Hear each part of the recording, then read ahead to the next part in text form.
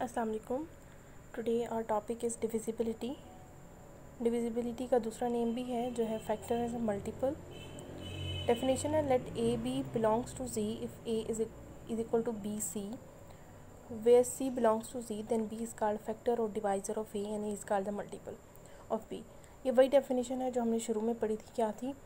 ए divides B की थी। इसको हम इस फॉर्म में लिखते थे और इसको हम इस फॉर्म में भी लिख सकते हैं कि A divides B, then we can write B is equal to A N. ठीक है, मतलब हमारे पास जो बी है, ये पिछले लेक्चर में बताया था, B is equal to B के हमारे पास मल्टीपल है, is equal to A N is a quotient.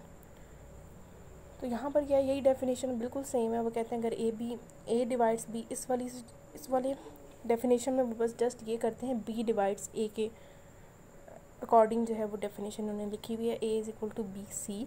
ठीक है, अच्छा, ये डिविजिबिलिटी की डेफिनेशन है। नेक्स्ट है थ्योरम है 2.1। फर्स्ट थ्योरम है a divides zero, means that कि आपने प्रूफ करना है कि ये वाली बात जो है वो बिल्कुल ठीक है। हमारे पास डेफिनेशन क्या आती है कि अगर for example A divides B करता है तो डेफिनेशन क्या है, B is equal to A N होता है। तो अगर ए डिवाइड्स ज़ीरो है तो हम इसको किस तरह राइट कर सकते हैं, zero means that for example this is b, तो zero is equal to a. By definition आप इसको देखेंगे इज़ इक्वल टू, हमने एन देखना है। इस वाले थ्योरम, सब थ्योरम में आपने एन बताना है, एन क्या हो सकता है। अब ये इक्वेशन है, आप देख रहे हैं दरमियान में इक्वल का साइन है। अब ये दोनों right hand side left hand side तब हो सकती है, इक्वल हो सकती है, जब हमारे पास एन जो है वो क्या हो, ऐसा कौन सा नंबर हो जो ज़ीरो के इक्वल हो सकता है। तो हम कहते हैं कि हाँ, अगर एन जो है वो ज़ीरो के इक्वल होता है तो क्या होगा, हमारी इक्वेशन जो होगी वो ट्रू होगी। वेयर ज़ीरो बिलोंग्स, हमें सिर्फ ये एन बताना है कि क्या होगा, वो हमने इसको अपनी लेफ़्ट साइड देख के बताना है। Hence prove that A divide. इसी तरह जैसे नेक्स्ट है वन डिवाइड्स ए, तो आप बाय डेफिनेशन आप इसको लिख सकते हैं A is equal to one. अभी जो ब्रैकेट में है ये आपने अपने सॉल्व करके बताया, तो आप इज़ इक्वल टू ए है तो वन किससे मल्टीप्लाई होकर ए आंसर आएगा, मीन्स डैट हम अपने ए एन जो है वो ए रखेंगे, देन ये इक्वेशन जो है वो ट्रू होगी। नेक्स्ट है a minus one divides a is equal to minus one.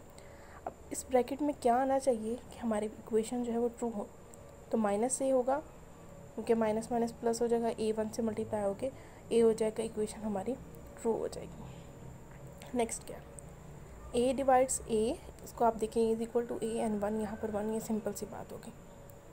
Next क्या, नेक्स्ट है a divides b and b divides a. अगर आपके पास ये दोनों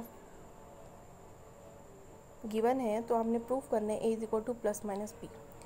दो चीज़ें गिवन है, इसको यूज़ करते हुए आपने क्या करना है, एक ही चीज़ प्रूफ करनी है। ठीक है, since a divides b and b divides a, ये चीज़ गिवन है, इससे हम बाय डेफिनेशन क्या लिख सकते हैं, ए डिवाइड बी से हम लिख सकते हैं B is equal to A C one. N की जगह सिर्फ रिप्रेजेंटेशन है, N is a quotient, definition N जो वो क्वोशंट होता है। ठीक है, यहाँ रिप्रेजेंटेशन चेंज है, एन की जगह उन्होंने सी वन बताया है, कांस्टेंट होता है, उसको हम रिप्रेजेंटेशन करते हुए कोई मसला नहीं होता। ठीक है, तो इस डेफिनेशन से हमारे पास इक्वेशन वन आई है और इस वाले बी डिवाइड से इक्वेशन टू आ जाती है। रिप्रेजेंटेशन चेंज करने के लिए वो सी वन सी टू कर लेते हैं।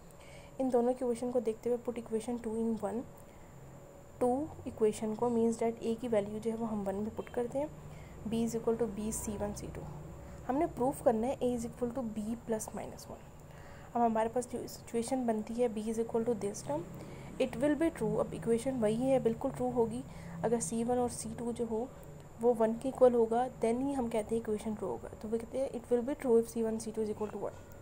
सो product of two number is one. अब हमारे पास बात तो ये कहते हैं कि c one C two is equal to one होना चाहिए, लेकिन अब ये है कि सी वन और सी टू का प्रोडक्ट वन ही होना चाहिए। इसके लिए दो केसेस बनते हैं, अगर सी वन वन हो सी टू वन हो देन उनका प्रोडक्ट वन होता है। केस टू है कि अगर सी वन की वैल्यू माइनस वन हो सी टू की वैल्यू माइनस वन हो देन उनका प्रोडक्ट वन होता है। ये दो केसेस होते हैं। इन दोनों केसेस से हम कंक्लूड करते हैं कि सी वन और सी टू की वैल्यू या तो दोनों की पॉजिटिव हो सकती है या दोनों की नेगेटिव होगी, देन उनका प्रोडक्ट वन के इक्वल है, देन हमारी ये इक्वेशन ट्रू होगी। तो हम क्या कहते हैं, हम यहाँ से कंक्लूड करते हैं कि पुट सी वन की वैल्यू भी प्लस माइनस वन है, सी टू की वैल्यू भी प्लस। अब हम क्या करते हैं, पुट इक्वेशन, अब ये वाली जो सी वन और सी टू की वैल्यू है हम इक्वेशन टू में पुट कर देते हैं। मतलब यहाँ इक्वेशन 2 में हमारे A is equal to B जो हमने प्रूफ करना था वही representation is equal to B, C2 की वैल्यू हम पुट कर देंगे +-1, हमने जो प्रूफ करना था वो हमारे पास आ चुका, ठीक है, हेंस प्रूव्ड। नेक्स्ट है A divides B and B divides C then A divides C। इसी तरह बिल्कुल सेम है कि A डिवाइड्स B से बाय डेफिनेशन हम लिख सकते हैं B is equal to AC1, B divides C से हम C is equal to B। आपने प्रूफ करना है A डिवाइड्स C, तो आपने क्या किया, पुट इक्वेशन 2 इन 1, इक्वेशन 2 को आपने मतलब C की पुट इक्वेशन 2 इन 1, नो ये क्या पुट इक्वेशन 1 इन 2, ठीक है, ये थोड़ा सा इसमें मिस्टेक है। इक्वेशन 1 को B की वैल्यू जो है वो इधर B की वैल्यू जो है वो इस B की वैल्यू इस B की जगह पुट किया, मतलब इक्वेशन 1 को इक्वेशन 2 के नीचे लिखा है, ठीक है। तो ये C is equal to A C1 C2 हो गया, और यहाँ से हमारे पास है C1 C2, ये कांस्टेंट है, दोनों कांस्टेंट का सम भी कांस्टेंट होगा, प्रोडक्ट कांस्टेंट होगा, तो ये कोई भी क्वोशंट है इसको कांस्टेंट को हम इस तरह राइट कर सकते हैं, हाँ ये क्वोशंट ही है, तो हम इस डेफिनेशन से हम कह सकते हैं A डिवाइड्स C, वही डेफिनेशन है, उसको रिवर्स फॉर्म में लिख लिया, हमने प्रूफ करना था वही हमारे पास आ चुका।